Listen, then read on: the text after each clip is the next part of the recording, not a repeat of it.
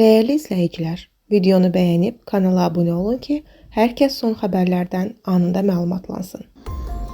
Mayın 19-u gözlənilən hava şəraiti açıqlanıb. Milli Hidrometeorologiya Xidmətindən verilən məlumata görə Bakı və Abşeron yarımadasında gün ərzində fasilələrlə yağış yağacağı gözlənilir. Gündüz bəzi şəhər ətrafı ərazilərdə qısa müddətli intensivləşəcəyi, şimşək çaxacağı ehtimalı var. Gecə və səhər duman olacaq. Cənub-qərb küləyi, səhər şimal-qərb küləyi ilə əvəz olunacaq. Havanın temperaturu gecə 15-18 dərəcə isti, gündüz 19-23 dərəcə isti olacaq. Atmosfer təzyiqi 751 mm civə sütunundan 755 civə sütununa yüksələcək.